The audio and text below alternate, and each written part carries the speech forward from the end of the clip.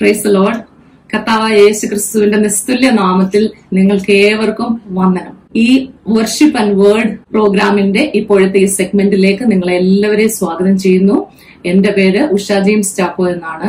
ഞാനും എന്റെ husband James ചാക്കോയും life bridge മിനിസ്ട്രീസിൽ കൂടി ചണ്ഡീഗറിൽ നിന്നും കർത്താവിന്റെ വേലയിലായിരിക്കുന്നു. ഈ പ്രോഗ്രാമിൽ കൂടെ വണ്ടർ വിമൻ എന്ന ഫേസ്ബുക്ക് പേജിൽ കൂടി കർത്താവിന്റെ വചനം അറിയിക്കുവാൻ എനിക്ക് അവസരം തന്ന സിസ്റ്റർ നേഹയോടും ടീമിനോടും എന്റെ നന്ദി അറിയിക്കുന്നു. അതുപോലെ ഈ പ്രവർത്തനത്തെ ദൈവം അനുഗ്രഹിക്കട്ടെ എന്ന് പ്രാർത്ഥിക്കുന്നു. നമ്മൾ ദൈവവചനത്തിലേക്ക് കടക്കുന്നതിന് മുമ്പായി അല്പസമയം ആരാധനയ്ക്ക് വേണ്ടി വേർതിരിക്കുകയാണ്. ക്രിസ്തുവിൽ എന്റെ സഹോദരിയും എന്റെ നല്ല സുഹൃത്തുമായ മേഴ്സി ജോബിൻ ഡൽഹിയിൽ നിന്നും ഇപ്പോൾ നമ്മോടൊപ്പം ചേരുന്നതാണ്. നമുക്ക് അല്പസമയം ദൈവത്തെ ആരാധിക്കുകയും മഹത്വപ്പെടുത്തുകയും ചെയ്യാം. ദൈവം നമ്മളെ എല്ലാവരെയും അനുഗ്രഹിക്കട്ടെ. Praise the Lord. എല്ലാവരും ചേർന്ന് കർത്താവിനെ സ്തുതിക്കാം. അവൻ സ്തുതിക്ക് യോഗ്യമാണ്. Let's worship the Lord.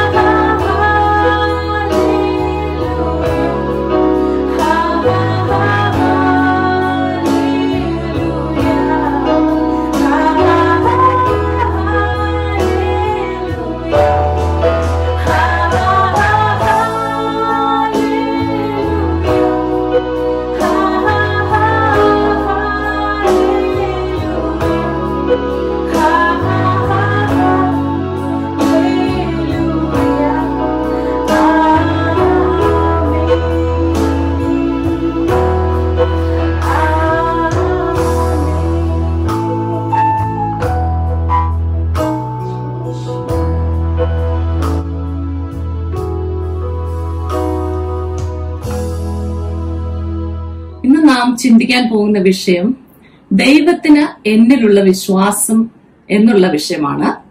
അതിലേക്ക് പോകുന്നതിന് മുമ്പായിട്ട് നമുക്കൊരു വാക്ക് പ്രാർത്ഥിക്കാം. ഹല്ലേലൂയ. സ്വർഗീയ പിതാവേ, നല്ല ദൈവമേ, ഈ നല്ല സമയത്തിനായി അവിടുത്തെ സ്തുതിക്കുന്നു, മഹത്വപ്പെടുത്തുന്നു. കർത്താവെ, ഈ വണ്ടർ വിമൻ പ്രോഗ്രാമിൽ കൂടി ഇങ്ങനെ ഒരു അവസരം കർത്താവിന്റെ വചനവുമായി നിൽക്കുവാൻ ലഭിച്ചതോർത്ത് ദൈവത്തെ സ്തുതിക്കുകയും വാഴ്ത്തുകയും ചെയ്യുന്നു.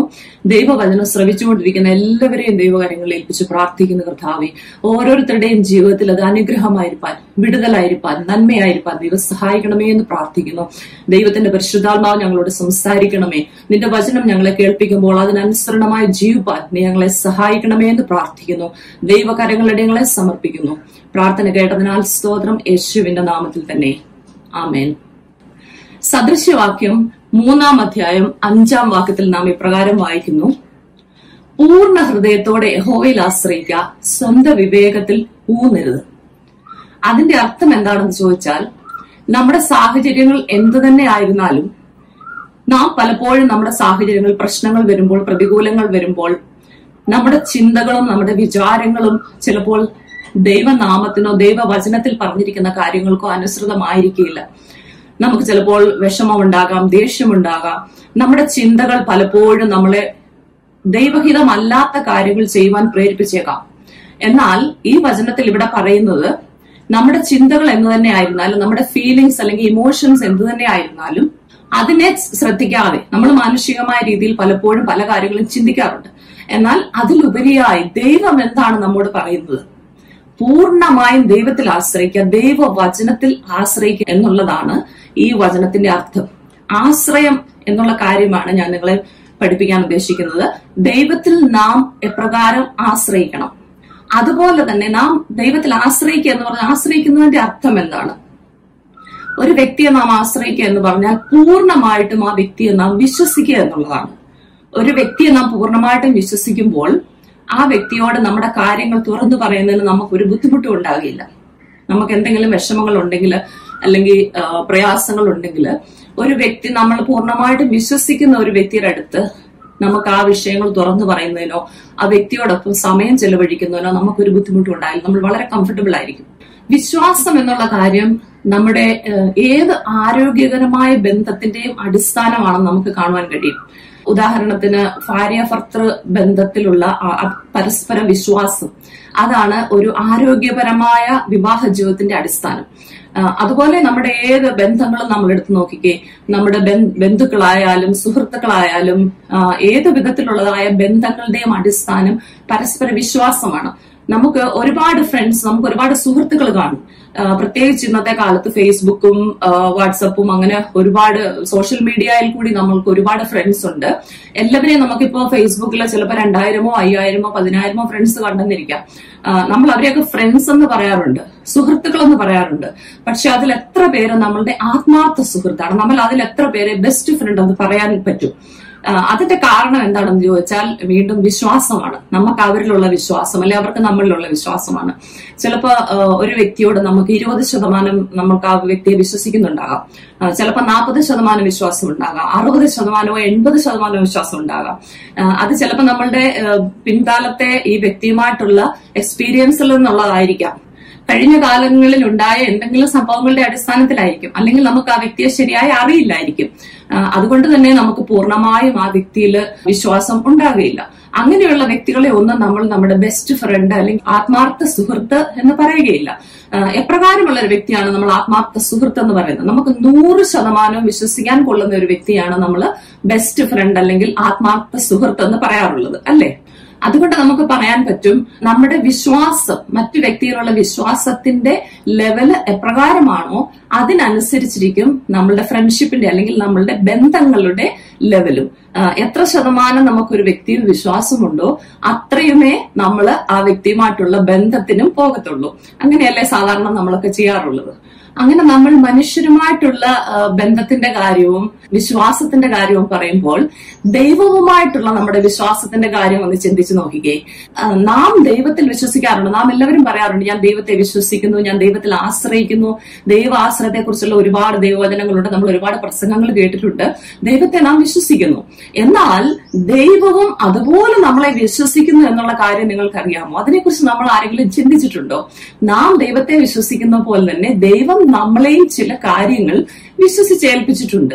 അങ്ങനെ ദൈവം നമ്മളെ വിശ്വസിച്ചേൽപ്പിച്ചിട്ടുള്ള ചില കാര്യങ്ങളെ കുറിച്ച് നിങ്ങൾക്ക് ചിന്തിക്കാൻ പറ്റുമോ? എന്തൊക്കെയാണ് ദൈവം നമ്മളെ വിശ്വസിച്ചേൽപ്പിച്ചിരിക്കുന്നത്? ഉദാഹരണത്തിന് നമ്മുടെ കുടുംബം, നമ്മുടെ കുഞ്ഞുങ്ങൾ, നമ്മുടെ ഭർത്താവ്, അതുപോലെ നമുക്ക് തന്നിരിക്കുന്ന ജോലി, നമുക്ക് തന്നിരിക്കുന്ന പണം, നമ്മുടെ പ്രോപ്പർട്ടി, ഇതൊക്കെ ദൈവത്തിന്റെ ദാനമാണ്. നാം നമ്മുടെ മിടുക്കുകൊണ്ടോ കഴിവുകൊണ്ടോ ഒന്നും നേടിയെടുത്തതല്ല. നമ്മൾ വർക്ക് ചെയ്യുന്നുണ്ട്, പക്ഷേ ദൈവപ്രസാദമില്ലാതെ ഒരു നന്മയും നമ്മുടെ ജീവിതത്തിൽ ലഭിക്കാറില്ല.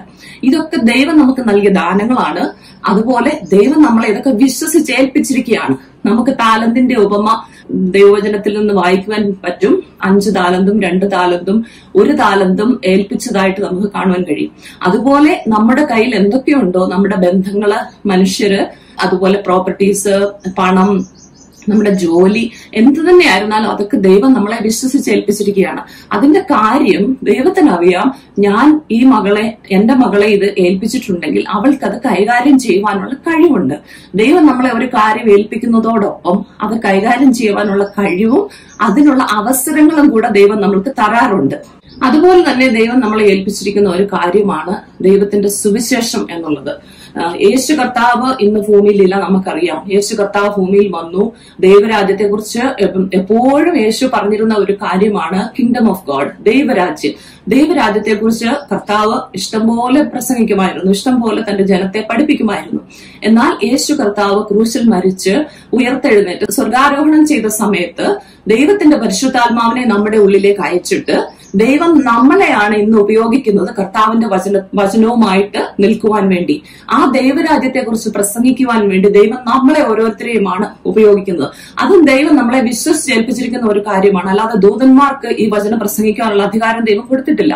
വേറെ ആർക്കും ഈ അധികാരം കൊടുത്തിട്ടില്ല. ദൈവം മനുഷ്യരായ നമ്മളെയാണ് ഈ അധികാരം ഏൽപ്പിച്ചിരിക്കുന്നത്.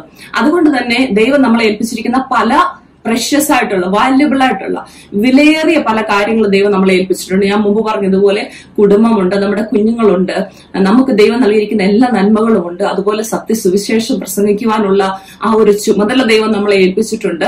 ഇതൊക്കെ വളരെ വിലയേറിയ സാധനങ്ങളാണ്. ഇത് നമ്മൾ ചിന്തിച്ചു നോക്കിയാൽ നമ്മളെ കൊണ്ട് ഉപയോഗിക്കുവാൻ, നമ്മൾക്ക് കൈകാര്യം ചെയ്യുവാൻ കഴിയുന്നതിനെക്കാട്ടിലും വലിയ വിലപിടിപ്പുള്ള പല കാര്യങ്ങളുമാണ് ദൈവം നമ്മളെ ഏൽപ്പിച്ചിരിക്കുന്നത്. നമ്മൾ എപ്പോഴാണ് ആർക്കെങ്കിലും വിലപിടിപ്പുള്ള എന്തെങ്കിലും സാധനങ്ങൾ കൊടുക്കാറുള്ളത്?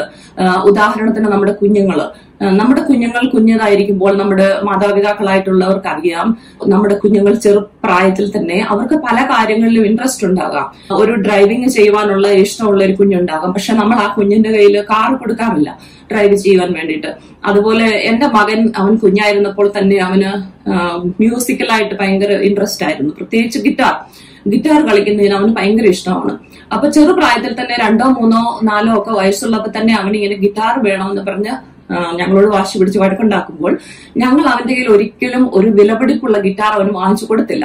കാരണം ഞങ്ങൾക്കറിയാം ഈ കുഞ്ഞിന് അത് കൈകാര്യം ചെയ്യുവാനുള്ള കഴിവില്ല, അവൻ അതിനുള്ള അറിവില്ല, പണത്തിന്റെ മൂല്യം അവൻ അറിയത്തില്ല, അത് എപ്രകാരം ഇതിനെ സൂക്ഷിക്കണമെന്ന് അവൻ അറിയത്തില്ല. അതുകൊണ്ട് തന്നെ ആദ്യം ഞങ്ങൾ വാങ്ങിച്ചപ്പോൾ ഈ പൈതലിന് വാങ്ങിച്ചത് ഒരു ചെറിയ വില കുറഞ്ഞതായ ഒരു ടോയ് ഗിറ്റാർ പോലത്തെ ഒരു ഗിറ്റാറാണ്. അത് കഴിഞ്ഞ് അവൻ അത് കളിച്ചു, അവന് ഭയങ്കര സന്തോഷമായി. അവൻ വളർന്നു വന്നപ്പോൾ അവന് 8, 10 ഒക്കെ വയസ്സുള്ളപ്പോ ഞങ്ങൾ ഇച്ചിരൂടെ നല്ല നോർമൽ സൈസ് ഗിറ്റാർ വാങ്ങിച്ചു. എന്നാൽ അതും അത്ര വിലപിടിപ്പുള്ള ഗിറ്റാറല്ല. കാരണം ഞങ്ങൾക്കറിയാം ഈ കുഞ്ഞിന് ഇത്രയും അതിന്റെ വിലയെക്കുറിച്ച് അറിയാനുള്ള പ്രായമായിട്ടില്ലെന്ന് ഞങ്ങൾക്കറിയായിരുന്നു. ഇപ്പോൾ അവൻ വളർന്നു വന്ന്, എന്റെ മോന് 18 വയസ്സുണ്ട്. ഇപ്പോൾ അവന് ഞങ്ങൾ നല്ലൊരു ഗിറ്റാർ വാങ്ങിച്ചു കൊടുത്തു. കാരണം അവൻ ഒന്നാമത് ഗിറ്റാർ അവൻ എങ്ങനെ പ്ലേ ചെയ്യണമെന്നുള്ളത് പഠിച്ചു. അവന് നന്നായി ഗിറ്റാർ പ്ലേ ചെയ്യാൻ കഴിയും. രണ്ടാമത് അവൻ ഈ വിലപിടിപ്പുള്ള ഒരു ഗിറ്റാർ കൊടുത്താൽ അതിനെ നന്നായി കൈകാര്യം ചെയ്യുവാനും അതിനെ സൂക്ഷിച്ചു വെക്കുവാനും അതിനെ ക്ലീൻ ചെയ്ത് നന്നായിട്ട് ഉപയോഗിക്കാനും ഒക്കെയുള്ള പ്രാപ്തിയായി. അതുകൊണ്ട് തന്നെ ഒരു വിലപിടിപ്പുള്ള ഒരു സാധനം അവൻ അതിന്റെ പ്രാപ്തിയായപ്പോൾ, കഴിവായപ്പോൾ, പ്രായമായപ്പോൾ ഞങ്ങൾ അവൻ കൊടുത്തു എന്ന് പറഞ്ഞതുപോലെയാണ് നമ്മുടെ ദൈവവും. ദൈവം നമ്മൾക്ക് ഓരോ താലന്തുകളും ഓരോ ഗിഫ്റ്റുകളും ഒക്കെ നമ്മുടെ ജീവിതത്തിൽ തരുമ്പോൾ ദൈവത്തിനറിയാം ഈ വ്യക്തിക്ക് ഇത് കൈകാര്യം ചെയ്യുവാനുള്ള കഴിവുണ്ടെന്ന്, അല്ലെങ്കിൽ അതിനുള്ള പ്രാപ്തിയും അതിന്റെ കൂടെ ദൈവം നമുക്ക് തരാറുണ്ട്. പക്ഷെ പലപ്പോഴും നമ്മുടെ ജീവിതത്തിൽ കഴിവുകളും താലന്തുകളും ഒക്കെ ദൈവം തരുമ്പോൾ നമ്മൾ അതിനെ കണ്ടുപിടിക്കുകയോ നമ്മൾ അതിനെ ഉപയോഗിക്കുകയോ പലപ്പോഴും നാം ചെയ്യാറില്ല. നമുക്കറിയത്തില്ല നമ്മുടെ ജീവിതത്തിൽ എന്തൊക്കെ ഗിഫ്റ്റുകളും താലന്തുകളും ദൈവം തന്നിട്ടുണ്ടെന്ന്. ഇന്ന് പൽക്കാലം ഞാൻ എന്റെ സഹോദരിമാരെ പ്രോത്സാഹിപ്പിക്കുന്ന ഒരു കാര്യം ഇതാണ്. നമ്മുടെ ജീവിതത്തിൽ ദൈവം തന്നിരിക്കുന്ന കഴിവുകൾ എന്തൊക്കെയാണ്, താലന്തുകൾ എന്തൊക്കെയാണ്, അതിനെ കണ്ടുപിടിക്കുകയും അതിനെ മുമ്പോട്ട് ദൈവത്തിൽ ആശ്രയിച്ച് അതിനെ ഉപയോഗിക്കുകയും ചെയ്താൽ, പൗലോസ് തിമോത്തിയോസിനോട് പറഞ്ഞതുപോലെ നമുക്ക് തന്നിരിക്കുന്ന ദൈവത്തിന്റെ കൃപാവരം ജ്വലിപ്പിക്കണം. അതിന് ദൈവം നമുക്ക് തരുന്ന അവസരങ്ങളെ നാം ഉപയോഗിക്കണം. ഒരിക്കലും നമ്മൾ ഒരു അവസരം ദൈവം തരുമ്പോൾ, ഇപ്പോൾ തന്നെ ദൈവവചന ശുശ്രൂഷിക്കാനുള്ള അവസരം കിട്ടുമ്പോൾ നമ്മൾ വലിയ പ്രാസംഗികരൊന്നും ആയിരിക്കത്തില്ല. പക്ഷെ നമുക്ക് ദൈവത്തിൽ ആശ്രയിച്ച്, ബിക്കോസ് ദൈവത്തിന്റെ പരിശുദ്ധാത്മാവ് നമ്മുടെ ഉള്ളിൽ ഉള്ളത് കൊണ്ട് ദൈവം നമ്മളെ സഹായിക്കും. നമ്മുടെ കഴിവിലല്ല, നമ്മുടെ മിടുക്കിലല്ല, നമുക്ക് മുമ്പോട്ട് കാര്യങ്ങൾ ചെയ്യും. ദൈവത്തിന് വേണ്ടി എന്തെങ്കിലും നമ്മൾ ചെയ്യുവാൻ ഇറങ്ങുമ്പോൾ തീർച്ചയായിട്ടും ദൈവത്തിന്റെ പരിശുദ്ധാത്മാവ് നമുക്ക് അതിനുള്ള കൃപയും കഴിവും അതിനുള്ള എല്ലാ സാഹചര്യങ്ങളും ദൈവം നമുക്ക് തരും. ദൈവവചനത്തിൽ നാം വായിക്കാറുണ്ട്, അല്പത്തിൽ വിശ്വസ്തരായവരെ ദൈവം അധികത്തിന് വിചാരകനാക്കുമെന്ന്. നമുക്ക് തന്നിട്ടുള്ള ചെറിയ ചെറിയ കാര്യങ്ങളെ, നമ്മുടെ ഉള്ളിലുള്ളതായ താലന്തുകളെ നാം ചെറുതായി ഉപയോഗിക്കുവാൻ തുടങ്ങുമ്പോഴാണ് ദൈവം അതിനെ കൂടുതലായി ഇപ്പൊ നമ്മൾ താലന്തിന്റെ ഉപമയിൽ വായിക്കുന്ന പോലെ 5 താലന്തുള്ള വ്യക്തിക്ക് 5 കൂടെ നൽകി, 2 താലന്തുള്ള വ്യക്തിക്ക് 2 കൂടെ കിട്ടി എന്ന് പറഞ്ഞതുപോലെ നമ്മുടെ താലന്തുകളെ വർദ്ധിപ്പിക്കുവാനും നമ്മുടെ ജീവിതത്തിൽ ദൈവം നൽകിയിട്ടുള്ള കഴിവുകളെ നാം ഉപയോഗിക്കുവാൻ തുടങ്ങുമ്പോൾ അതിനെ വർദ്ധിപ്പിച്ചു തരുന്ന ഒരു ദൈവമാണ് നമ്മുടെ ദൈവം. ആമേൻ, ഹല്ലേലൂയ. ഞാനിപ്പോൾ പറഞ്ഞ കാര്യങ്ങളൊക്കെ ദൈവം നമ്മുടെ ജീവിതത്തിൽ നൽകിയിരിക്കുന്ന നല്ല കാര്യങ്ങളാണ്. നമ്മുടെ പണം, നമ്മുടെ ജോലി, നമ്മുടെ കുഞ്ഞുങ്ങള്, കുടുംബം, അതുപോലെ കഴിവുകൾ, താലന്തുകൾ, ഇതൊക്കെ ദൈവം നമ്മെ വിശ്വസിച്ചേൽപ്പിച്ചിട്ടുള്ള നല്ല കാര്യങ്ങളാണ്. അപ്പോൾ നാം ഒന്ന് ചിന്തിച്ചു നോക്കിക്കേ, നമ്മുടെ ജീവിതത്തിൽ ദൈവം നല്ല കാര്യങ്ങൾ ഏൽപ്പിച്ചിട്ടുണ്ടെങ്കിൽ പ്രയാസവും പ്രതികൂലവുമുള്ള സാഹചര്യങ്ങൾ കൂടി നമ്മൾ കടന്നു പോകുമ്പോഴും അതിലും ദൈവം നമ്മളെ വിശ്വസിക്കാറില്ലേ? ഒന്ന് ചിന്തിച്ചു നോക്കി. നമ്മുടെ ജീവിതം എന്ന് പറഞ്ഞാൽ എല്ലായ്പ്പോഴും സുഖവും നല്ല സന്തോഷപ്രദമായ ഒരു ജീവിതമല്ല. പ്രത്യേകിച്ച് ക്രിസ്തീയ ജീവിതത്തിലായിരിക്കുന്ന നമുക്ക് ഓരോരുത്തർക്കും അറിയാം, നാം നമ്മുടെ ജീവിതം മുമ്പോട്ട് ഓരോ ദിവസവും കൊണ്ടുപോകുമ്പോൾ പലവിധമായ പരിശോധനകളും പ്രശ്നങ്ങളും രോഗങ്ങളും ദുഃഖങ്ങളും ഒക്കെ നമ്മുടെ ജീവിതത്തിൽ കടന്നു വരാറുണ്ട്. അപ്പോൾ നല്ല സാഹചര്യം കൂടി നമ്മളെ കടത്തിവിടുവാൻ ദൈവകൃപ നമ്മോടൊപ്പമുള്ളപ്പോൾ, ദൈവം നമ്മെ അത് വിശ്വസിച്ചേൽപ്പിച്ചിരിക്കുമ്പോൾ, പരീക്ഷയിൽ കൂടി പരിശോധനയിൽ കൂടി നാം മുമ്പോട്ട് പോകുമ്പോൾ ആ സമയത്തും ദൈവം നമ്മളെ വിശ്വസിക്കാറുണ്ട്, ഇല്ലേ? അതിനെക്കുറിച്ച് ഒന്ന് ചിന്തിച്ചു നോക്കി. നാം സ്കൂളിൽ പഠിക്കുന്ന സമയത്ത് നമുക്കറിയാം, നമ്മൾ പരീക്ഷകളെ നേരിടാറുണ്ട്. 1ാം ക്ലാസ്സിൽ പഠിക്കുന്ന ഒരു കുഞ്ഞ് 1ാം ക്ലാസ്സിലെ പാഠമെല്ലാം പഠിച്ചു കഴിയുമ്പോൾ അതിന്റെ ആ വർഷാവസാനം ഒരു പരീക്ഷ വരാറുണ്ട്. അപ്പൊ ആ പരീക്ഷ എഴുതി പാസ്സായി കഴിയുമ്പോഴാണ് 2ാം ക്ലാസ്സിലോട്ട് അഡ്മിഷൻ കിട്ടുന്നത്. അങ്ങനെ 2ാം ക്ലാസ്സിലെ ഒരു വർഷം പാഠമെല്ലാം പഠിച്ചു കഴിയുമ്പോൾ വേറെ ഒരു പരീക്ഷ വരുന്നു. അപ്പോൾ നമ്മുടെ ജീവിതത്തിൽ പ്രശ്നങ്ങളോ പ്രതികൂലങ്ങളോ പരീക്ഷകളോ ഒക്കെ ഉണ്ടാകുമ്പോൾ എപ്പോഴും നാം ഓർത്തിരിക്കേണ്ട ഒരു കാര്യം ഇതാണ്: പരീക്ഷകൾ വരുന്നത് ഒരു പ്രമോഷന് മുമ്പാണ്. നമ്മുടെ ജീവിതത്തിൽ അത് സ്കൂളിലെ കാര്യമായാലും ഇന്നത്തെ ജോലി ചെയ്യുന്ന സ്ഥാപനങ്ങൾ എടുത്തു നോക്കിക്കേ, അവിടെയൊക്കെ ജോലിക്ക് കയറി കഴിഞ്ഞാലും അവർക്ക് ഓരോരോ പരീക്ഷകളുണ്ട്. എത്രത്തോളം അവർക്ക് ആ ജോലി മനസ്സിലായിരിക്കുന്നു, എത്രത്തോളം അവർക്ക് അതിന് കഴിവുണ്ട്, ഒരു പീരിയോഡിക്കലായിട്ട് നമുക്ക് കാണാം അവിടെ ഇങ്ങനെ ടെസ്റ്റ് ചെയ്തുകൊണ്ടിരിക്കുന്നതായിട്ട്. എന്ന് പറഞ്ഞതുപോലെ നമ്മുടെ ജീവിതത്തിലും ദൈവം നമ്മളെ ഇപ്രകാരമുള്ള അവസരങ്ങളിൽ കൂടി, കഷ്ടതകളിൽ കൂടി, പ്രതികൂലങ്ങളിൽ കൂടിയൊക്കെ പോകാൻ അനുവദിക്കുമ്പോൾ നമ്മുടെ ജീവിതത്തിൽ ദൈവം ഒരു പ്രമോഷൻ അല്ലെങ്കിൽ ഒരു റിവാർഡ് വെച്ചിട്ടുള്ളതാണ് നാം അറിഞ്ഞിരിക്കേണ്ടതായ കാര്യം. എന്നാൽ നിങ്ങൾ എന്നോട് ചോദിച്ചേക്കാം, ദൈവം ദോഷങ്ങളാൽ പരീക്ഷിക്കുന്ന ആളാണോ? നമ്മൾ കഷ്ടതകളിൽ കൂടി പോകുന്നത്, ഇപ്പോഴത്തെ നമ്മുടെ ഉദാഹരണം പറഞ്ഞാൽ നമ്മളിപ്പോൾ COVID-19 എന്ന് പറയുന്ന പ്രതിസന്ധിയെ നേരിട്ടുകൊണ്ടിരിക്കുകയാണ്. അപ്പം അത് ദൈവം അയച്ച, പലരും ചോദിക്കാറുണ്ട്, ദൈവം അയച്ചതാണോ, ദൈവമാണോ ഇപ്രകാരമുള്ള മഹാമാരിയും പ്രശ്നങ്ങളും കഷ്ടങ്ങളും ദുഃഖങ്ങളും ഒക്കെ നമ്മുടെ ജീവിതത്തിലേക്ക് അയക്കുന്നതെന്ന് പലരും ചോദിക്കാറുണ്ട്, പലരും ചിന്തിക്കാറുണ്ട്, സംശയിക്കാറുണ്ട്. നമുക്ക് ദൈവവചനത്തിൽ നോക്കാം എന്താണ് ദൈവവചനം പറയുന്നത്. യാക്കോബിന്റെ ലേഖനം 1-ാം അധ്യായം 13-14 വാക്യങ്ങൾ നമുക്കൊന്ന് വായിക്കാം. യാക്കോബിന്റെ ലേഖനം 1-ാം അധ്യായം 13-14 വാക്യങ്ങൾ. പരീക്ഷിക്കപ്പെടുമ്പോൾ ഞാൻ ദൈവത്താൽ പരീക്ഷിക്കപ്പെടുന്നുവെന്ന് ആരും പറയരുത്. ദൈവം ദോഷങ്ങളാൽ പരീക്ഷിക്കപ്പെടാത്തവനാകുന്നു, താൻ ആരെയും പരീക്ഷിക്കുന്നതുമില്ല. ഓരോരുത്തൻ പരീക്ഷിക്കപ്പെടുന്നത് സ്വന്തം മോഹത്താൽ ആകർഷിച്ചു വശീകരിക്കപ്പെടുകയാൽ ആകുന്നു. അപ്പൊ ഇവിടെ എന്താണ് പറഞ്ഞിരിക്കുന്നത്? ദൈവം ദോഷങ്ങളാൽ നമ്മളെ പരീക്ഷിക്കുന്ന ഒരാളല്ല. ദൈവം പരീക്ഷിക്കപ്പെട്ടില്ല. ഈ ലോകത്തിലായിരുന്നപ്പോൾ യേശു ഈ ലോകത്തിൽ 33.5 വർഷം ജീവിച്ചപ്പോൾ പരീക്ഷയിൽ അകപ്പെടാതെ വിശുദ്ധമായി ജീവിച്ചു. അതുപോലെ തന്നെ നമ്മുടെയും ജീവിതത്തിൽ പരീക്ഷകളെ കൊണ്ടുവരുന്നത് അല്ലെങ്കിൽ നമ്മളെ പരീക്ഷിക്കുന്നത് ദൈവമല്ലെന്ന് ദൈവവചനത്തിൽ പറയുന്നു. പിന്നെ എന്തുകൊണ്ടാണ് പരീക്ഷിക്കപ്പെടുന്നതെന്ന് അടുത്ത വചനത്തിൽ പറയുന്നു. ഞാൻ നിങ്ങളോട് പറയാൻ ഉദ്ദേശിക്കുന്നതായ 2 കാര്യങ്ങളിൽ ആദ്യത്തേതാണത്. എപ്രകാരമാണ് നമ്മൾ കഷ്ടങ്ങളിൽ അല്ലെങ്കിൽ പരീക്ഷകളിൽ കൂടി കടന്നു പോകുന്നത്. അതിന്റെ ഒന്നാമത്തെ കാരണമാണ് നാം ഇവിടെ കാണുന്നത്. ഈ വചനത്തിൽ 14-ാമത്തെ വാക്യത്തിൽ നാം വായിക്കുന്നു, ഓരോരുത്തൻ പരീക്ഷിക്കപ്പെടുന്നത് സ്വന്തം മോഹത്താൽ ആകർഷിച്ചു വശീകരിക്കപ്പെടുകയാലാകുന്നു. നമ്മുടെ ഒക്കെയും ജഡീകമായ ചിന്തകൾ, നമ്മൾ ദൈവത്തെ അനുസരിച്ച് ജീവിക്കുമ്പോൾ തന്നെ പലപ്പോഴും നാം നമ്മുടേതായ സ്വയമായ ചിന്തകളുണ്ട്, ജഡത്തിൻ്റെതായ ചിന്തകളുണ്ട്. പലപ്പോഴും മറ്റുള്ളവർ നമുക്ക് ഉപദേശങ്ങൾ തരാൻ വരുമോ, ദൈവത്തിൽ നിന്നുള്ള ഒരു ഉപദേശം ആയിരിക്കത്തില്ല. ചിലപ്പോൾ നാം ആ ഉപദേശം കേട്ടെന്നിരിക്കും. ചിലപ്പോൾ നമ്മുടെ ജീവിതത്തിൽ നമുക്ക് തോന്നുന്ന, എന്റെ ചിന്തകളിൽ ആദ്യം നമ്മൾ വായിച്ച വാക്യം പോലെ നമ്മുടെ സ്വന്തം വിവേകത്തിൽ തോന്നുന്ന കാര്യങ്ങൾ നമ്മൾ പ്രവർത്തിച്ചെന്നിരിക്കാം. അപ്പോഴൊക്കെ നമുക്ക് ചിലപ്പോൾ നന്മയ്ക്ക് പകരം തിന്മയുണ്ടായിരുന്നിരിക്കാം. ഉദാഹരണത്തിന് ഞാൻ പറയാം, നമ്മുടെയൊക്കെ വീടുകളിൽ കുഞ്ഞുങ്ങളുണ്ട്. മാതാക്കളായിട്ടുള്ളവർക്കൊക്കെ അറിയാം, നമ്മുടെ മക്കൾ കൊച്ചു കുഞ്ഞുങ്ങളായിരിക്കുമ്പോൾ നമ്മൾ അവരോട് പറയും, മോനെ മോളെ നീ ഫയറിന്റെ അടുത്ത് പോകരുത്, അതിനെ തൊട്ട് കഴിഞ്ഞാൽ നിന്റെ കൈ പൊള്ളും, അതുകൊണ്ട് ഫയറിന്റെ അടുത്തുനിന്ന് മാറിയിരിക്കണമെന്ന് നമ്മൾ കുഞ്ഞിനോട് പറഞ്ഞു കൊടുക്കും. പല പ്രാവശ്യം കുഞ്ഞിങ്ങനെ തൊടാൻ വേണ്ടി പോകുന്നുണ്ടെങ്കിൽ നമ്മൾ ഓടിച്ചെന്ന് തന്നെ തട്ടി മാറ്റിയെന്നിരിക്കും. പക്ഷെ പല പ്രാവശ്യം പറഞ്ഞു കൊടുത്തിട്ടും ഒന്ന് ചിന്തിച്ചു നോക്കിക്കേ, ഈ കുഞ്ഞ് കേൾക്കുന്നില്ലെന്ന് വിചാരിച്ചു. ഈ കുഞ്ഞിന് ഫയറിനെ കുറിച്ച് ഇത് അപകടമാണ്, കൈ പൊള്ളുന്നതാണ് നമ്മൾ എത്ര പറഞ്ഞു കൊടുത്തിട്ട് ഇത് മനസ്സിലാക്കാതെ കുഞ്ഞ് വീണ്ടും പോയി തൊടുകയാണെങ്കിൽ അമ്മമാരായ നമ്മൾ ചിലപ്പോ കണ്ടാലും വിചാരിക്കും, കുഴപ്പമില്ല, ഒന്ന് പോയി തൊടട്ടെ, ഒന്ന് മനസ്സിലാക്കട്ടെ, അതിന്റെ തീ പൊള്ളുന്ന എന്താണെന്നുള്ളതൊന്ന് അറിഞ്ഞു കഴിയുമ്പോ പിന്നെ തൊടത്തില്ലല്ലോ എന്ന് വിചാരിച്ച് നമ്മൾ ഇങ്ങനെ നോക്കിയിരിക്കും. എന്നാൽ തീ പൊള്ളിക്കഴിയുമ്പോഴോ ഈ കുഞ്ഞ് കരഞ്ഞുകൊണ്ട് അമ്മേ എന്ന് പറഞ്ഞ് ഓടി വന്ന് നമ്മുടെ അടുത്തോട്ടാണ് ഓടി വരുന്നത്, അല്ലേ? എന്ന് പറഞ്ഞതുപോലെയാണ് നമ്മുടെ ദൈവം നമുക്ക് ആവശ്യത്തിനുള്ള ഉപദേശങ്ങളും വാണിങ്ങുകളും എല്ലാം ദൈവവചനത്തിൽ കൂടി തന്നിട്ടുണ്ട്, ദൈവദാസന്മാരിൽ കൂടി തന്നിട്ടുണ്ട്. എന്നാൽ പലപ്പോഴും നമ്മൾ ആ ദൈവവചനത്തെ ശ്രദ്ധിക്കാതെ നാം ചിലപ്പോഴൊക്കെ നമ്മുടെ ഇഷ്ടപ്രകാരം, നമ്മുടെ ചിന്ത പ്രകാരം നാം മുമ്പോട്ട് പോയി പല കാര്യങ്ങളിലും അകപ്പെടാറുണ്ട്. അങ്ങനെ അകപ്പെടുമ്പോൾ ദൈവം ഓടി വന്ന് നമ്മളെ ചാടി വന്ന് രക്ഷിക്കാറില്ല. പലപ്പോഴും നമുക്ക് കാണാം, ദൈവവും വിചാരിക്കും ഓക്കെ അവൻ അവന്റെ വഴിക്ക് പോകുന്നു, അവനൊന്ന് പോയി പഠിക്കട്ടെ എന്ന് കണ്ട് ദൈവം മിണ്ടാതിരിക്കുന്നു. അത് തന്നെയാണ് ഇവിടെ പറഞ്ഞിരിക്കുന്നത്. പരീക്ഷിക്കപ്പെടുമ്പോൾ നമ്മൾ നമ്മുടെ തന്നെ മോഹങ്ങളിൽ, നമ്മുടെ തന്നെ ചിന്തകളിൽ, ജഡത്തിൻ്റെതായ സ്വഭാവത്തിൽ നാം പോയി ഒരു തെറ്റിൽ അകപ്പെടുമ്പോൾ അതിൽ പോയി മനസ്സിലാക്കി തിരിച്ചു വരാൻ വേണ്ടി ഒരമ്മ കുഞ്ഞിന് വേണ്ടി കാത്തിരിക്കുന്ന പോലെ ദൈവം കാത്തിരിക്കും.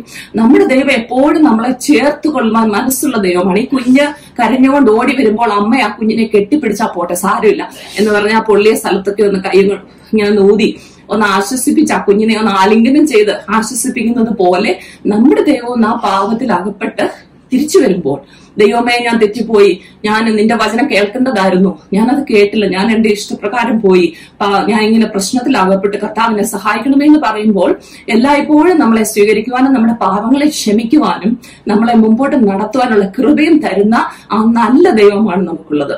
ആമേൻ, ഹല്ലേലൂയ. നാം പരീക്ഷയിലും കഷ്ടങ്ങളിലും അകപ്പെടുന്നതിന്റെ ഒരു കാരണമാണ് ഞാൻ ഇപ്പോൾ പറഞ്ഞത്. യാക്കോബിന്റെ ലേഖനം വായിച്ചപ്പോൾ അവിടെ നിന്ന് നമ്മൾ കണ്ടത്. ഇനി രണ്ടാമത് വേറൊരു കാര്യമുണ്ട്. അത് നാം പലപ്പോഴും വിശ്വാസത്തിൽ വളരെ ശക്തമായി നിന്നാലും നാം ദൈവത്തിൽ ആശ്രയിച്ച് വളരെ ദൈവത്തിൽ ഉറച്ച് ദൈവം പറയുന്നത് കേട്ട് ദൈവവചന പ്രകാരം ജീവിച്ചാലും ചിലപ്പോൾ നമ്മുടെ ജീവിതത്തിൽ കഷ്ടങ്ങൾ ഉണ്ടാകാറുണ്ട്. അത് നമ്മൾ ഒരു ഉദാഹരണം ദൈവവചനത്തിൽ നിന്ന് പറയാനാണെങ്കിൽ ഇയ്യോബിന്റെ കാര്യം. ഇയ്യോബ് വളരെ ഭക്തനായിരുന്നു, ദൈവത്തെ അനുസരിക്കുന്നവനായിരുന്നു, നിർമ്മലനായിരുന്നു, ദോഷം വിട്ടകലുന്നവനായിരുന്നു. അങ്ങനെയാണ് ദൈവവും അവനെ കുറിച്ച് സാക്ഷ്യം പറഞ്ഞിരിക്കുന്നത്. എന്നാൽ പിശാച് ഇയ്യോബിനെ പരീക്ഷിക്കേണ്ടതിന് ദൈവത്തോട് അനുവാദം ചോദിക്കുന്നതായിട്ട് നാം കാണുന്നു. ഇവിടെ ഇയ്യോബിന്റെ പുസ്തകം 1-ാം അധ്യായം 9 മുതൽ 11 വരെയുള്ള വാക്യങ്ങൾ നാം വായിക്കുമ്പോഴും 2-ാം അധ്യായം 4 മുതൽ 5 വരെയുള്ള വാക്യങ്ങൾ വായിക്കുമ്പോഴും നാം കാണുന്ന അതാണ്.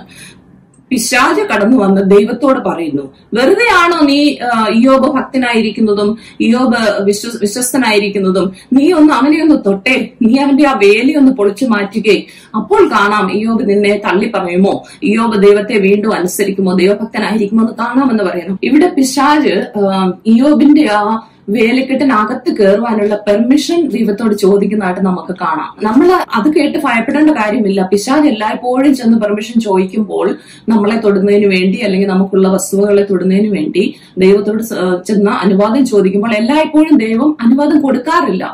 അത് ഓർത്ത് നാം പേടിക്കേണ്ട കാര്യമില്ല. ഇവിടെ നമുക്ക് കാണാൻ പറ്റുന്ന ഒരു കാര്യമുണ്ട്.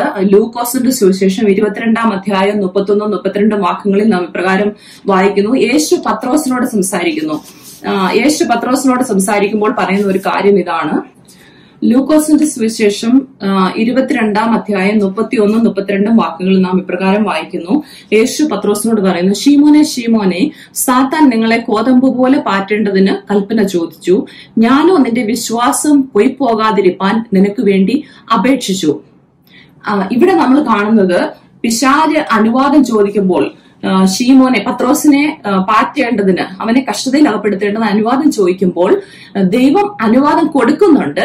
പക്ഷേ യേശു പ്രാർത്ഥിക്കുന്നതായിട്ടാണ് ഇവിടെ പറഞ്ഞിരിക്കുന്നത്. ഞാനോ നിന്റെ വിശ്വാസം പൊയ്പോകാതിരിക്കുവാൻ നിനക്ക് വേണ്ടി അപേക്ഷിച്ചു. അപ്പോൾ ഇവിടെയും ദൈവം അനുവദിച്ചതായിട്ട് കാണാം. പിശാച് അവനെ പരീക്ഷിക്കേണ്ടതിന് അനുവദിച്ചു, എന്നാൽ അവന്റെ വിശ്വാസം പോകാതിരിക്കാൻ വേണ്ടി യേശു അവന് വേണ്ടി പ്രാർത്ഥിച്ചു. അപ്പൊ ഇയ്യോബിന്റെ പുസ്തകത്തിൽ നമുക്ക് കാണുവാൻ കഴിയും, ദൈവം പിശാചിന് അനുവാദം കൊടുത്തു. ആദ്യം പറഞ്ഞു, നീ അവനെ തൊടരുതെന്ന് പറഞ്ഞു. 1-ാം അധ്യായത്തിൽ നമ്മൾ കാണുന്നുണ്ട്, യേശു പിശാചിനോട് പറയുന്നു, നിനക്ക് അവന്റെ വസ്തുവകളെല്ലാം തൊടാം, നിനക്ക് അവന്റെ വേലിക്കകത്ത് കയറാം, പക്ഷെ നീ അവനെ ഒന്നും ചെയ്യരുത് എന്ന് പറയുന്നു. അപ്പം രണ്ടാമത് വീണ്ടും പിശാച്, 2-ാം അധ്യായത്തിൽ നമ്മൾ കാണുന്നത് വീണ്ടും പിശാച് ദൈവസേനയിൽ വരുന്നു. കാരണം വേലിക്കകത്ത് കയറി ഇയ്യോബിന് ചെയ്യേണ്ടതായ എല്ലാ ദോഷങ്ങളും ചെയ്തിട്ടും ദൈവത്തെ ഇയ്യോബ് കുറ്റം പറയുകയോ തള്ളിപ്പറയുകയോ ചെയ്തിട്ടില്ല. അപ്പോൾ പിശാച് വീണ്ടും ദൈവത്തിന്റെ അടുത്ത് വന്നിട്ട് പറയുകയാണ്, അവനെ ഒന്ന് തൊടാൻ അനുവാദം എന്താ? ഇതുവരെ മറ്റുള്ള കാര്യങ്ങളൊക്കെ, അവനുള്ള വസ്തുവകളും അവന്റെ കുടുംബം, അവന്റെ കുഞ്ഞുങ്ങളെ, അവന്റെ സ്വത്തിനെയും ഒക്കെ മാത്രമേ തൊട്ടുള്ളൂ. അപ്പൊ ഇപ്പൊ അവനെ ഒന്ന് തൊടാൻ അനുവാദം എന്താ എന്ന് ദൈവത്തോട് പറയുന്നു.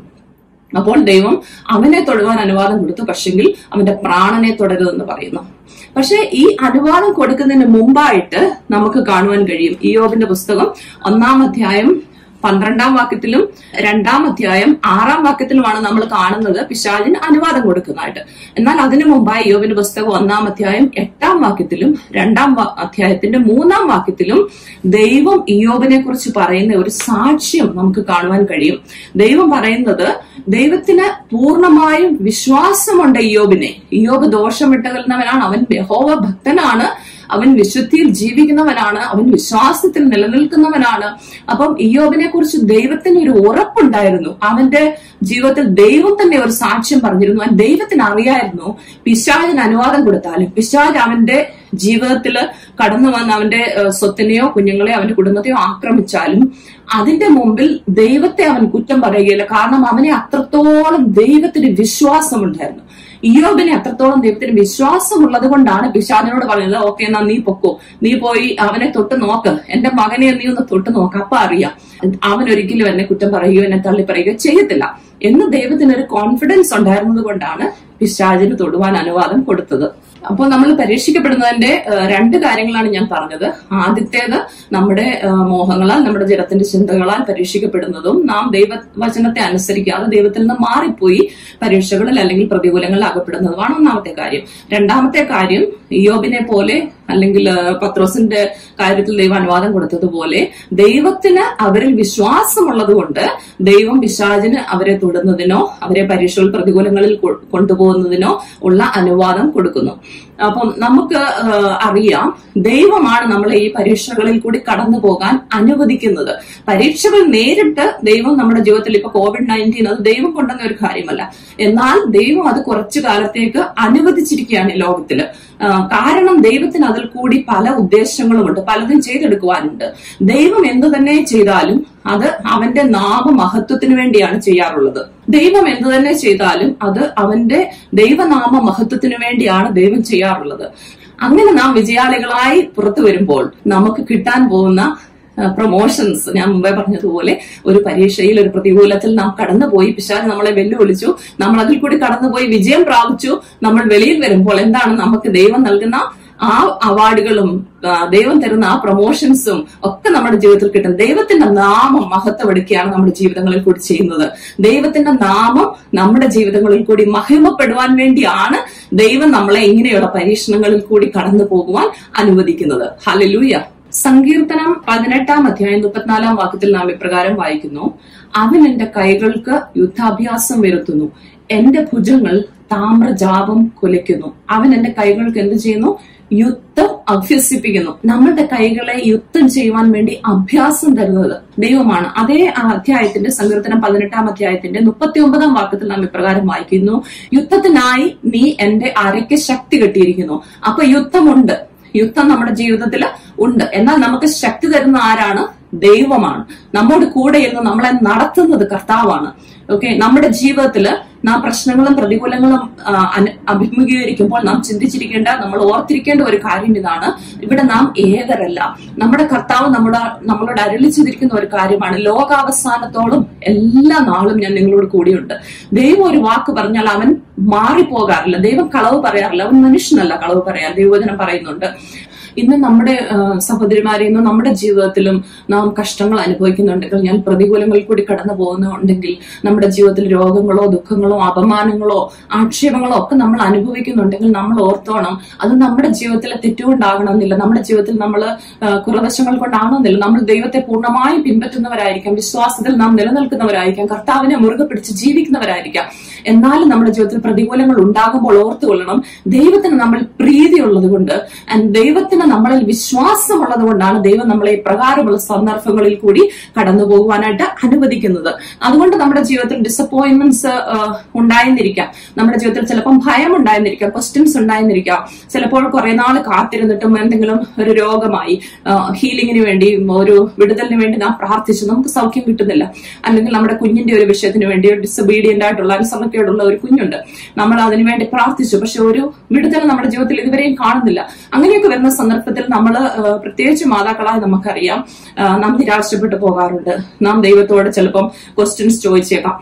നമ്മുടെ ജീവിതത്തിൽ നിരാശകളോ പ്രശ്നങ്ങളോ ഒക്കെ അല്പകാലത്തേക്ക് വന്നാലും അതിന്റെ അർത്ഥം നമുക്ക് വിശ്വാസമില്ലെന്നുള്ളതല്ല, ദൈവത്തിൽ ആശ്രയമില്ലെന്നുള്ളതല്ല, അല്ലെങ്കിൽ ദൈവം നമ്മളെ സ്നേഹിക്കുന്നില്ല എന്നുള്ളതല്ല അതിന്റെ അർത്ഥം. എന്നാൽ താൽക്കാലികമായ അങ്ങനെയുള്ള നിരാശകൾ പിശാച് കൊണ്ടുവരുമ്പോൾ, നമ്മുടെ ജീവിതത്തിൽ ക്വസ്റ്റ്യൻസ് കൊണ്ടുവരുമ്പോൾ, ഇതിൽ നിന്ന് എനിക്കൊരു വിടുതലുണ്ടോ, ഇനി എന്തെങ്കിലും എനിക്കൊരു വിടുതൽ കിട്ടുമോ എന്നൊക്കെ നമ്മൾ ചോദിക്കാറുണ്ട്. അങ്ങനെയുള്ള സംശയങ്ങളും വറീസും അങ്ങനെയുള്ള ഫിയറൊക്കെ ശത്രു നമ്മുടെ ഹൃദയത്തിൽ കൊണ്ടുവരുമ്പോൾ നാം ചെയ്യേണ്ടത് ഇതാണ്, ദൈവത്തിന്റെ വചനത്തിൽ ആശ്രയിക്കുക. സ്വന്തം വിവേകത്തിൽ ഊന്നാതെ പൂർണ്ണമായി ദൈവവചനത്തിൽ, ദൈവം എന്താണ് പറഞ്ഞിരിക്കുന്നത്, വാഗ്ദത്തം ചെയ്തവൻ വിശ്വസ്തൻ എന്നാണ് ദൈവവചനത്തിൽ നാം വായിക്കുന്നത്. വാക്ക് പറഞ്ഞിട്ട് മാറിപ്പോകുന്ന ഒരു ദൈവമല്ല നമ്മുടെ ദൈവം. നമ്മളെ വിടുവിക്കാൻ ദൈവം പറഞ്ഞിട്ടുണ്ടെങ്കിൽ തീർച്ചയായിട്ടും ദൈവം നമ്മളെ വിടുവിച്ചിരിക്കും. അതുകൊണ്ട് തന്നെ നാം ദൈവത്തിൽ കൂടുതൽ ആശ്രയിക്കുകയും ആ നിരാശകളെ ഭാരങ്ങളെ മനസ്സിൽ വരുന്നതിനെയൊക്കെ ദൈവസന്നിധിയിൽ കൊണ്ടുവരിക. പ്രാർത്ഥനയിൽ ദൈവസന്നിധിയിൽ സമയം ചിലവഴിക്കുക. നിന്റെ സകല ഭാരവും അവന്റെ മേൽ വെച്ചുകൊള്ളുക, അവൻ നിന്നെ പുലർത്തുമെന്ന് ദൈവവചനത്തിൽ നാം വായിക്കുന്നു. നമ്മുടെ ജീവിതത്തിൽ ഉണ്ടാകുന്ന ഭാരങ്ങളും പ്രതിസന്ധികളും പ്രതികൂലങ്ങളും കഷ്ടങ്ങളും ഒക്കെ ദൈവസന്നിധിയിൽ പ്രാർത്ഥനയിൽ നാം കൊണ്ടുവരിക. ദൈവത്തോട് നമ്മുടെ ആവലാതികളെ അറിയിക്കുക. ദൈവമേ, ഞാൻ കാത്തിരിക്കുന്നു, എനിക്ക് രോഗമുണ്ട്, എനിക്ക് പ്രയാസമുണ്ട്, എനിക്കൊരു വിടുതൽ വേണം, നീ എന്നോട് വാഗ്ദത്തം ചെയ്തല്ലോ, എനിക്ക് ഇതുവരെയും എനിക്കത് കിട്ടിയിട്ടില്ല എന്റെ ജീവിതത്തിൽ, എപ്പോഴാണ് അത് കിട്ടുന്നത്, ഞാൻ എങ്ങനെയാണ് മുമ്പോട്ട് പോകുന്നത്, എന്നെ സഹായിക്കണമേ, അത് കിട്ടുന്നത് വരെ, ആ ഒരു വിടുതൽ എന്റെ ജീവിതത്തിൽ ഉണ്ടാകുന്നത് വരെ എനിക്ക് ഈ പ്രതിസന്ധികളിൽ പിടിച്ചു നിൽക്കുവാനുള്ള കൃപ എന്റെ മേൽ പകരണമേ, അതിനുള്ള ശക്തി എന്റെ മേൽ പകരണമേ എന്ന് നമുക്ക് ദൈവത്തോട് പ്രാർത്ഥിക്കാം. നമുക്ക് മറിയയുടെ വിഷയത്തിൽ നമുക്ക് കാണുവാൻ കഴിയും, യേശുവിനെ ക്രൂശിച്ചു, യേശു ക്രൂശിൽ മരിച്ചു. പക്ഷേ അവിടെ കൊണ്ട് മറിയയുടെ ആ കഥ അവിടെ അവസാനിക്കുന്നില്ല. 3-ാമത്തെ ദിവസം യേശു കർത്താവ് ഉയർത്തെഴുന്നേറ്റതായിട്ട് നാം വായിക്കുന്നു. മരണം മാറി ജയം വന്നിരിക്കുന്നു. യേശുവിന്റെ ആ കല്ലറയിൽ അവിടെ നിന്ന് സുഗന്ധ തൈലങ്ങളുമായിട്ട് അർപ്പിക്കാൻ പോയ മറിയയും കൂട്ടുകാരും കണ്ടത് ആ കല്ലറ തുറന്നു കിടക്കുന്നതാണ്. യേശു കർത്താവ് ജീവിച്ചു. ഹല്ലേലൂയ. യേശുവിന്റെ ആ മരണത്തിൽ അവിടെ തീർന്നില്ല സംഭവം. ആ മറിയയുടെ വിശ്വാസം, ആ മറിയയുടെ യേശുവിലുള്ള കർത്താവിലുള്ള ആശ്രയം, ദൈവത്തിലുള്ള ആശ്രയം മുറുകെ പിടിച്ചിരുന്നതുകൊണ്ട് അവൾ തളർന്നു പോയില്ല. യേശുവിന്റെ മരണത്തോടുകൂടി അവളുടെ ജീവിതം അവിടെ അവസാനിച്ചില്ല. അവൾ മുമ്പോട്ട് പോവുകയും യേശു കർത്താവ് ഉയർത്തെഴുന്നേറ്റിരിക്കുന്നതായിട്ട്, മരണം മാറി ജയം വന്നിരിക്കുന്നതായിട്ട് അവൾക്ക് കാണുവാൻ കഴിഞ്ഞു. ഹല്ലേലൂയ.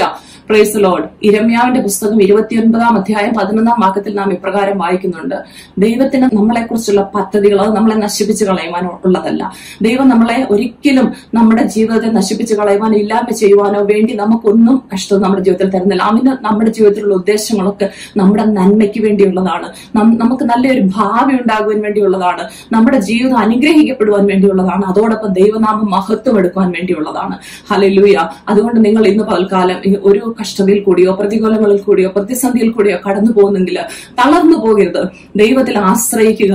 ദൈവം നമ്മോട് കൂടെയുണ്ട്. എല്ലായ്പ്പോഴും കൂടെയുള്ള ദൈവം നമ്മുടെ ജീവിതത്തിൽ ശക്തി തന്ന് ബലം തന്ന് കൃപ തന്ന് നമ്മളെ മുമ്പോട്ട് നടത്തും. അത് മാത്രമല്ല, എല്ലാ പ്രതിസന്ധികളും നമ്മളെ വിടുവിച്ച് വെളിയിൽ കൊണ്ടുവന്ന് ദൈവനാമ മഹത്വത്തിനായി നമ്മൾ ശക്തിയോടെ ബലത്തോടെ നിർത്തുന്ന ഒരു ദൈവമാണ് നമ്മുടെ ദൈവം. ഹല്ലേലൂയ.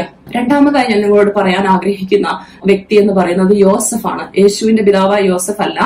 ഇത് സഹോദരന്മാർ മിസ്രൈമ്യർക്ക് വിറ്റതായ യോസഫ് ഉണ്ടല്ലോ, ആ യോസഫിനെ കുറിച്ചാണ്. ഇവിടെ ഉൽപ്പത്തി പുസ്തകം 37 അധ്യായത്തിലാണ് നാം യോസഫിനെ കുറിച്ച് വായിക്കുന്നത്. യാക്കോബിന്റെ എല്ലാ മക്കളിലും വെച്ച് യാക്കോബ് ഏറ്റവും കൂടുതൽ സ്നേഹിച്ചിരുന്ന, ഏറ്റവും കൂടുതൽ ഇഷ്ടപ്പെട്ടിരുന്ന മകനായിരുന്നു യോസഫ്. യോസഫിന് 11 സഹോദരന്മാരുണ്ടായിരുന്നു. അവർ മൊത്തം 12 സഹോദരന്മാരാണ് നമുക്കറിയാം. നമുക്ക് ഈ ദൈവവചനം വായിക്കുമ്പോൾ 37, 38, 39 അധ്യായങ്ങൾ ഉൽപ്പത്തി പുസ്തകത്തിലെ വായിക്കുമ്പോൾ നമുക്കറിയാം അവിടെ എപ്രകാരമാണ് യാക്കോബ് യോസഫിനെ സ്നേഹിച്ചിരുന്നത്. അതുപോലെ ദൈവത്തിനും യോസഫിനോട് ഒരു പ്രത്യേക പ്രീതി ഉണ്ടായിരുന്നു. അതുകൊണ്ടാണ് യോസഫ് പലവിധ സ്വപ്നങ്ങൾ കണ്ടതായിട്ട് നാം അവിടെ വായിക്കുന്നു. യോസഫ് ഒരു ബാലനായിരിക്കെ, ഒരു ടീനേജിൽ പ്രായമുള്ള സമയത്ത് യോസഫ് പലവിധ സ്വപ്നങ്ങൾ കണ്ടു. ഒരു സ്വപ്നം ഇതാണ്, നമുക്കറിയാം, കറ്റകളുടെ സ്വപ്നം. യോസഫിന്റെ കറ്റ എഴുന്നേറ്റ് നിൽക്കുന്നതും ബാക്കി 11 കറ്റകളും അവനെ നമസ്കരിക്കുന്നതുമായിട്ട് അവൻ സ്വപ്നം കണ്ടു. അതുപോലെ സൂര്യനും ചന്ദ്രനും നക്ഷത്രങ്ങളും നമസ്കരിക്കുന്ന വേറെ ഒരു സ്വപ്നം കണ്ടു. ആ സമയത്തൊക്കെ യോസഫ് ഇത് മാതാപിതാക്കളോടും സഹോദരന്മാരോടും പറഞ്ഞപ്പോൾ അവന്റെ പിതാവ് അവനെ ശാസിച്ചതായിട്ട് നാം വായിക്കുന്നു. അതുപോലെ അവന്റെ സഹോദരന്മാർക്ക് അവനോട് വല്ലാത്ത അസൂയായിരുന്നു. പ്രത്യേകിച്ച് ഒന്നാമത്തെ കാര്യം, പിതാവിന് അവനോട് ഒരു പ്രത്യേക സ്നേഹമുണ്ട്. അതുകൊണ്ട് തന്നെ പിതാവ് അവന് വേണ്ടി സ്പെഷ്യലായിട്ട് ഒരു നല്ല നിലയങ്കിയൊക്കെ ഉണ്ടാക്കി കൊടുത്തു, ഒരു നല്ല ഉടുപ്പൊക്കെ ഉണ്ടാക്കി കൊടുത്തു, മറ്റുള്ളവർക്ക് ഉണ്ടാക്കാത്തതുപോലുള്ള പല കളറിന്റെ ഒരു നല്ല ഉടുപ്പ് ഉണ്ടാക്കി കൊടുത്തതായിട്ട് നാം വായിക്കുന്നു. അതുപോലെ ദൈവത്തിന് അവനോടുള്ള പ്രീതി, അതുകൊണ്ടൊക്കെ തന്നെ ഭയങ്കര അസൂയയും എവനെ എങ്ങനെയെങ്കിലും നശിപ്പിച്ചു കളയണം, എവനെന്തോ നമ്മുടെ രാജാവാകാൻ പോകാനോ എന്ന് പറഞ്ഞുകൊണ്ട് അവന്റെ സഹോദരന്മാര് അവനെതിരായിട്ട് ദോഷം ചിന്തിച്ചിരുന്നതായിട്ട് നാം വായിക്കുന്നുണ്ട്. നമുക്ക് യോസഫിന്റെ കാര്യം അറിയാം. യോസഫ് ഒരു ദിവസം തന്റെ സഹോദരന്മാരുടെ ക്ഷേമം അന്വേഷിക്കാൻ വേണ്ടി പിതാവ് അവനെ പറഞ്ഞയക്കുന്നു.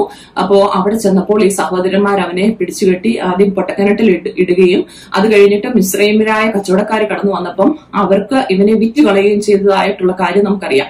അപ്പം ഈ യോസഫിന്റെ ജീവിതത്തിൽ ഈ സ്വപ്നങ്ങളൊക്കെ ഉണ്ടായിരുന്നു. ദൈവത്തിന്റെ പ്രീതി അവന്റെ മേൽ ഉണ്ടായിരുന്നു. ദൈവത്തിന്റെ വാഗ്ദത്തങ്ങൾ അവനോട് ഉണ്ടായിരുന്നു.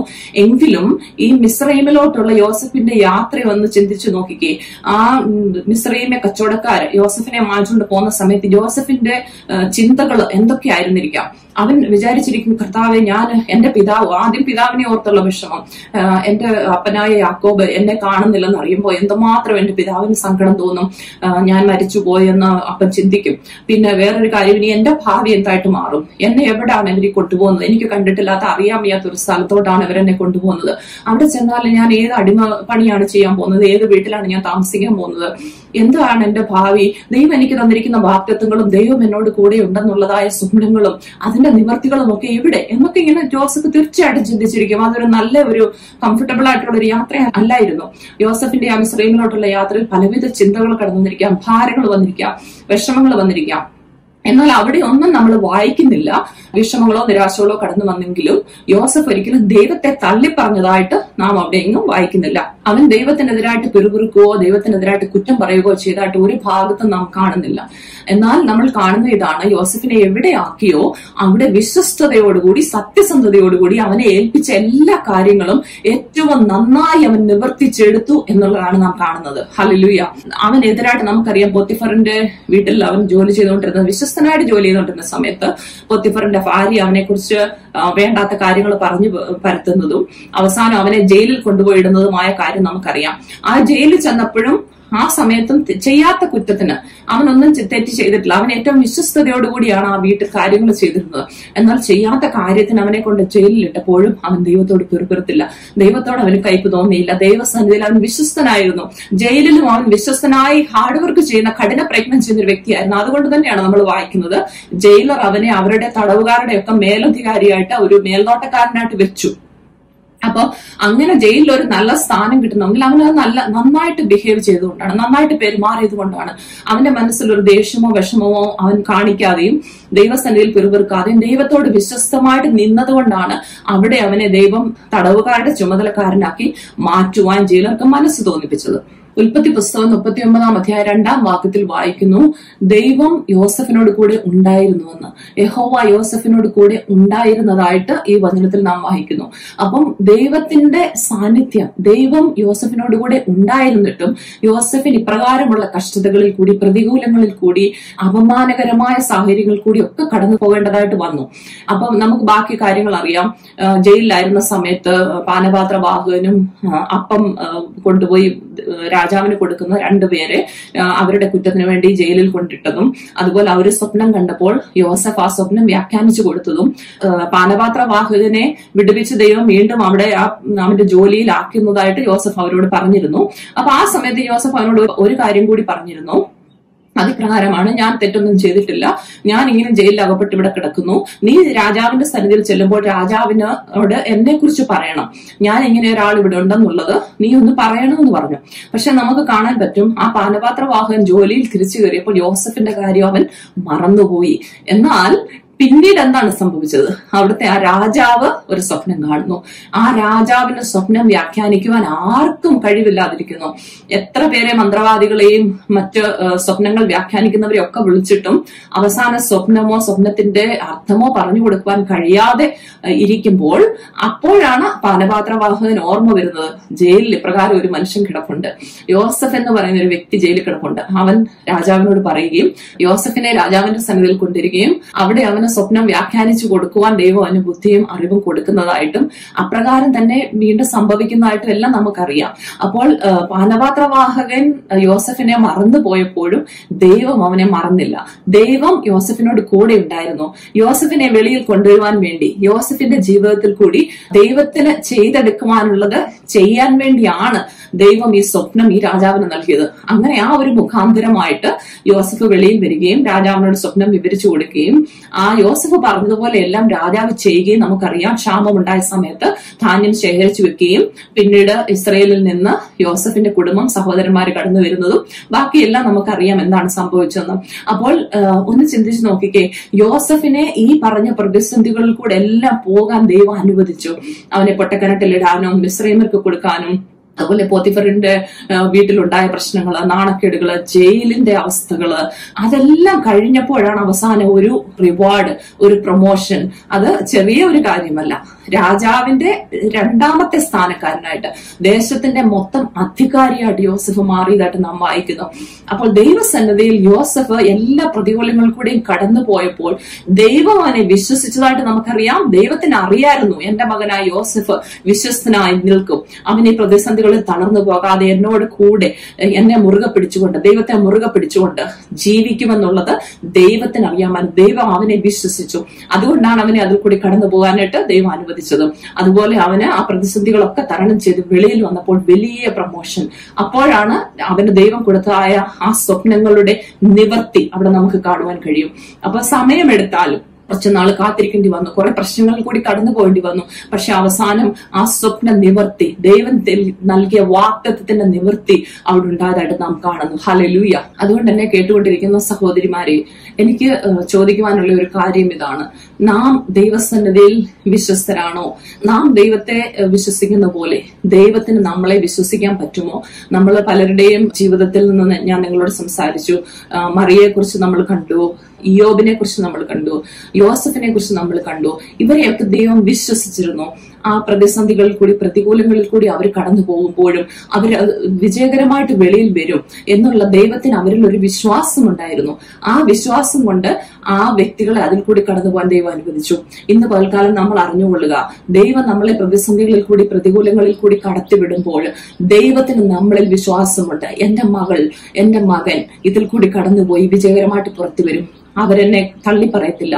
വിശ്വസ്തയോടുകൂടി, സത്യസന്ധതയോടുകൂടി ദൈവസന്നിധിയിൽ നിൽക്കുന്ന ദൈവ പൈതലിന് തീർച്ചയായിട്ടും ഒരു പ്രൊമോഷൻ ഉണ്ട്, ഒരു റിവാർഡ് ഉണ്ട്. ഇതിൽ നിന്ന് വെളിയിൽ വരുമ്പോൾ ദൈവത്തിന്റെ അനുഗ്രഹവും ദൈവനാമ മഹത്വത്തിനുമായിട്ട് തീരും എന്ന് നാം അറിഞ്ഞുകൊള്ളണം. ഹല്ലേലൂയ. നമ്മുടെ ജീവിതത്തിൽ ഉണ്ടാകുന്നതായ വിജയങ്ങളിൽ നമ്മുടെ സ്വർഗീയ പിതാവ് സന്തോഷിക്കുന്നവനാണ്. നമ്മുടെ ജീവിതത്തിൽ നമ്മൾ വിജയിക്കുമ്പോൾ നമ്മുടെ പിതാക്കന്മാർ അഭിമാനിക്കുന്നവരാണ്. ഞങ്ങളുടെ മകള് ഈയിടയ്ക്ക് ഗ്രാജുവേറ്റ് ചെയ്തു, മാസ്റ്റേഴ്സിൽ നിന്ന് ഗ്രാജുവേറ്റ് ചെയ്തു. അപ്പൊ എന്റെ ഹസ്ബൻഡ് വളരെ അഭിമാനത്തോടു കൂടി എഴുതി, we are proud of you, ഞങ്ങൾക്ക് വളരെ അഭിമാനമുണ്ട് മകളെ നീ ഈ വിജയം കൈവരിച്ചതിൽ എന്നെഴുതി. അതുപോലെ നമ്മൾ ഒന്ന് ചിന്തിച്ചു നോക്കിയാൽ നമ്മുടെ ഭൂമിയിലുള്ള നമ്മുടെ പിതാക്കന്മാര് നമ്മുടെ വിജയങ്ങളിൽ അഭിമാനിക്കുന്നെങ്കിൽ, സന്തോഷിക്കുന്നെങ്കിൽ, സ്വർഗത്തിലെ നമ്മളുടെ പിതാവ് നമ്മുടെ വിജയങ്ങളിൽ എത്ര അധികം അഭിമാനം കൊള്ളുന്നവരാണ്. അത് മാത്രമല്ല, പിശാചിന്റെ മുമ്പിൽ, ശത്രുവിന്റെ മുമ്പിൽ, നമ്മുടെ മുമ്പിൽ പരീക്ഷകൾ കൊണ്ടുവരുന്ന ദൈവത്തോട് അനുവാദം ചോദിച്ച് നമ്മളെ തൊടുവാനോ നമ്മുടെ പരീക്ഷകൾ കൂടി കഷ്ടങ്ങൾ കൂടി നമ്മളെ നടത്തുവാനോ അനുവാദം ചോദിക്കുന്ന ശത്രുവിന്റെ മുമ്പിൽ നമ്മുടെ ജീവിതത്തിൽ എത്രത്തോളം വിജയം ഉണ്ടെന്ന്, ദൈവത്തിന് നമ്മളെ എത്രത്തോളം ഉയർത്തി കൊണ്ടുവരുവാൻ കഴിയുമെന്നുള്ളതിന്റെ ഒരു വലിയ സാക്ഷ്യമായിട്ട് നമ്മുടെ ജീവിതം മാറും. നമ്മുടെ ചുറ്റുപാടുള്ളവരുടെ മുമ്പിൽ, ഇപ്പോൾ മറിയെ കുറിച്ചും യോസഫിനെ കുറിച്ചും ഒക്കെ നമ്മൾ പറഞ്ഞതുപോലെ നമ്മുടെ ചുറ്റുപാടുള്ളവർ പറയുവാനിടയാകും. ആ പ്രതിസന്ധികൾ കൂടി കടന്നുപോയെങ്കിലും ആ ദൈവ പൈതൽ, അവളൊരു ദൈവ പൈതലാണ്, അതുകൊണ്ടാണ് അവൾ പിടിച്ചു നിന്നത്. അത് ദൈവം അവളോട് കൂടെ ഉണ്ടായിരുന്നു, അവൾ വിശ്വസ്തമായ ദൈവസേനയിൽ നിന്നു. അതുകൊണ്ട് ആ പ്രതിസന്ധികളിൽ നിന്ന് ദൈവം അവളെ വെളിയിൽ കൊണ്ടുവന്നു, വിജയകരമായി ഒരു ജീവിതം ചെയ്യുന്നു എന്നുള്ളൊരു സാക്ഷ്യം നമ്മുടെ ദേശത്ത്, നമ്മുടെ സഭകളിൽ, നമ്മുടെ മറ്റുള്ള വ്യക്തികളുടെ വീട്ടിലുള്ളവരുടെ ഒക്കെ മുമ്പിൽ അത് ഒരു സാക്ഷ്യമായി തീരുന്നതിന് ദൈവം ഇടയാക്കി തീർക്കും. അതുകൊണ്ട് ഇന്ന് പൽക്കാലം നിങ്ങൾ എന്ത് തന്നെ നിങ്ങളുടെ ജീവിതത്തിൽ അഭിമുഖീകരിക്കുന്നുണ്ടെങ്കിൽ, അതൊരു രോഗമാകാം, ഒരു പ്രതിസന്ധി, സാമ്പത്തിക ബുദ്ധിമുട്ടാകാം, ഒരു ജോലി നഷ്ടപ്പെട്ടതായിരിക്കാം, ചിലപ്പോൾ കുടുംബ ജീവിതത്തിൽ എന്തെങ്കിലും പ്രശ്നങ്ങൾ ഉണ്ടായിരിക്കാം, അല്ലെങ്കിൽ ഒരു ഡിവോഴ്സിൽ കൂടി കടന്നു പോകുന്നവരായിരിക്കാം, അല്ലെങ്കിൽ ഒരു കുഞ്ഞുങ്ങളുടെ ജീവിതത്തിൽ എന്തെങ്കിലും പ്രതിസന്ധികൾ ഉണ്ടായിട്ട് അതിൽ വിഷമിക്കുന്നവരായിരിക്കാം.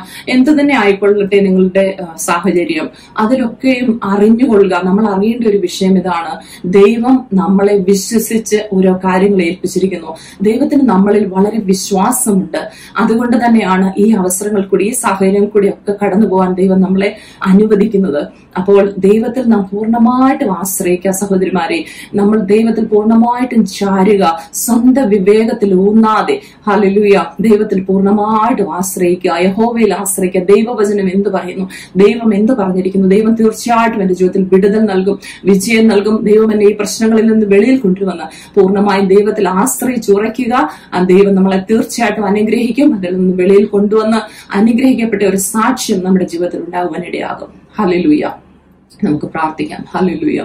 സ്വർഗീയ പിതാവേ, നല്ല ദൈവമേ, ഞങ്ങളെ കേൾപ്പിച്ച നല്ല വചനത്തിനായി നിനക്ക് നന്ദിയോട് സ്തോത്രം ചെയ്യുന്നു. കർത്താവേ, ഞങ്ങൾ നിന്നിൽ ആശ്രയിക്കുന്ന ദൈവമേ, നീ ഞങ്ങളെയും വിശ്വസിച്ചിരിക്കുന്നു ഞങ്ങൾ കേട്ടല്ലോ. ഹല്ലേലൂയ.